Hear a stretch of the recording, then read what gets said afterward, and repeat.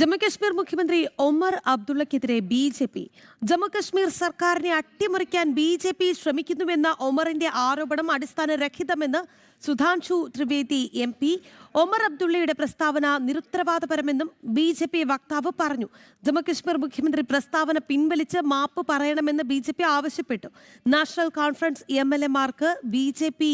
കോടിക്കണക്കിന് രൂപ വാഗ്ദാനം ചെയ്തു എന്നായിരുന്നു ഒമറിന്റെ ആരോപണം. വിവരങ്ങളുമായി ആദർശ് TS ചേരുകയാണ്. ആദർശ്, എന്തായാലും ഒമറിന് കൃത്യമായ മറുപടി നൽകുകയാണ് ബി.ജെ.പി. എന്തൊക്കെയാണ് ബി.ജെ.പി. പറയുന്നത്?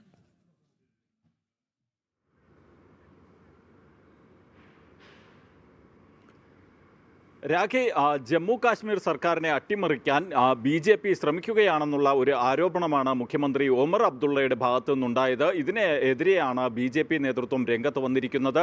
ഒമർ അബ്ദുള്ള നടത്തുന്നത് നിരുത്തരവാദപരമായ പരാമർശമാണെന്നും BJP ഒരിക്കലും ജമ്മു കാശ്മീരിലെ സർക്കാരിനെ അട്ടിമറിക്കാൻ ശ്രമിക്കുന്നില്ലെന്നും BJP ദേശീയ വക്താവ് സുധാംശു ത്രിവേദി ചൂണ്ടിക്കാട്ടി.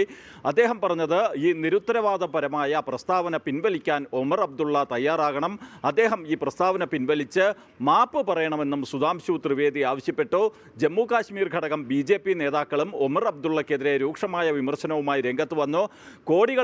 കോഴ നൽകിക്കൊണ്ട് ജമ്മു കാശ്മീർ സർക്കാരിനെ അട്ടിമറിക്കേണ്ട കാര്യം BJPക്കില്ല. കാരണം അവിടുത്തെ ജനങ്ങൾ തന്നെ ആ സർക്കാരിന് എതിരാണെന്നും സർക്കാർ എപ്പോൾ വേണമെങ്കിലും താഴെ വീഴാം എന്നുള്ള ഒരു പരാമർശം ജമ്മു കാശ്മീരിലെ BJP നേതാക്കളുടെ ഭാഗത്തു നിന്നുണ്ടാവുകയും ചെയ്തു. എന്തായാലും ജമ്മു കാശ്മീർ സർക്കാരിനെ അട്ടിമറിക്കാൻ BJP ശ്രമിക്കുന്നെന്ന ഒമർ അബ്ദുള്ളയുടെ ആരോപണം വലിയ രാഷ്ട്രീയ ചർച്ചകൾക്ക് കാരണമായിരിക്കുകയാണ്. BJP ഈ പ്രസ്താവനയ്ക്കെതിരെ രംഗത്ത് വരികയും ഒമർ അബ്ദുള്ളയെ രൂക്ഷമായ ഭാഷയിൽ വിമർശിക്കുകയും ചെയ്യുന്നു.